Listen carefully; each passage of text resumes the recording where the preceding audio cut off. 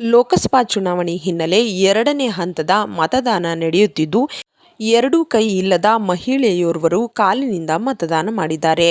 ವಿಜಯನಗರ ಜಿಲ್ಲೆಯ ಖಾನಾವಸಳ್ಳಿ ಸಮೀಪದ ಗುಂಡುಮುಣುಗು ಗ್ರಾಮದ ಎರಡೂ ಕೈ ಇಲ್ಲದ ಲಕ್ಷ್ಮೀದೇವಿಯವರು ಕಾಲಿಗೆ ಶಾಯಿ ಹಾಕಿಸಿಕೊಂಡಿದ್ದಾರೆ. ಗ್ರಾಮದ ಮತಗಟ್ಟೆ ಸಂಖ್ಯೆ 122ರಲ್ಲಿ ಕಾಲಿನಿಂದಲೇ ಸಹಿ ಮಾಡಿ ಕಾಲಿನಿಂದಲೇ ಮತದಾನ ಮಾಡಿದ್ದಾರೆ. ಲಕ್ಷ್ಮೀದೇವಿರವರಿಗೆ ವಿಜಯನಗರ ಜಿಲ್ಲೆಯಲ್ಲಿ ಲೋಕಸಭಾ ಚುನಾವಣಾ ಮತದಾನ ಜಾಗೃತಿ ಜಿಲ್ಲಾ ರಾಯಭಾರಿಯಾಗಿಯೂ ಕೂಡ ನೇಮಕ ಮಾಡಲಾಗಿತ್ತು. ಲಕ್ಷ್ಮೀದೇವಿಯವರು 17 ವರ್ಷಗಳಿಂದ ಕಾಲಿನಿಂದಲೇ ಮತದಾನ ಮಾಡುತ್ತಿದ್ದಾರೆ. ಇವರು ಸ್ವಗ್ರಾಮದ ಪ್ರಾಥಮಿಕ ಶಾಲೆಯಲ್ಲಿ ಅತಿಥಿ ಶಿಕ್ಷಕರಾಗಿ ಕಾರ್ಯನಿರ್ವಹಿಸುತ್ತಿದ್ದಾರೆ. ದೇಹದ ಎಲ್ಲ ಅಂಗಾಂಗಗಳು ಚೆನ್ನಾಗಿ ಇದ್ದರೂ ಕೂಡ ಮತದಾನ ಮಾಡದೇ ಇರುವವರಿಗೆ ಲಕ್ಷ್ಮೀದೇವಿ ಅವರು ಮಾದರಿಯಾಗಿದ್ದಾರೆ.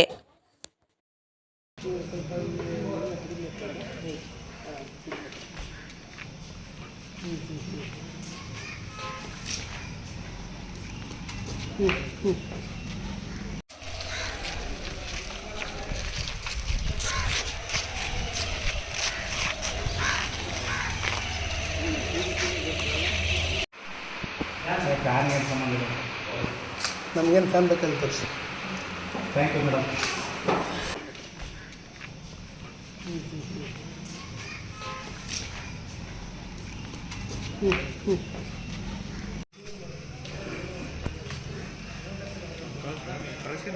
ಹದಿನಾರು ತುಂಬಿ ಈಗ 17 ವರ್ಷದಿಂದ ನಾವು ಓಟನ ಆಗ್ತಾ ಇದ್ದೀನಿ.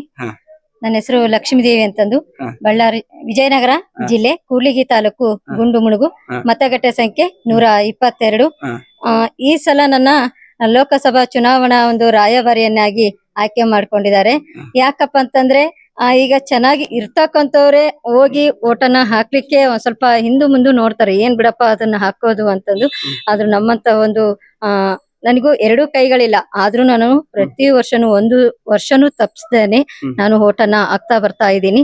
ಹಾಗಾಗಿ ನಮ್ಮನ್ನ ಒಂದು ಮಾದರಿಯನ್ನಾಗಿ ತಗೊಂಡು ಇವರ ನೋಡಿ ಇನ್ನೂ ಅಷ್ಟು ಜಾಸ್ತಿ ಮತದಾನ ಆಗ್ಬಹುದು ಅಂತ ಒಂದು ಕಾರಣಕ್ಕೋಸ್ಕರ ಈ ಸಲ ನನ್ನ ಒಂದು ವಿಜಯನಗರ ಜಿಲ್ಲೆಯ ಒಂದು ರಾಯಭಾರಿಯನ್ನಾಗಿ ಆಯ್ಕೆ ಮಾಡ್ಕೊಂಡಿದ್ದಾರೆ.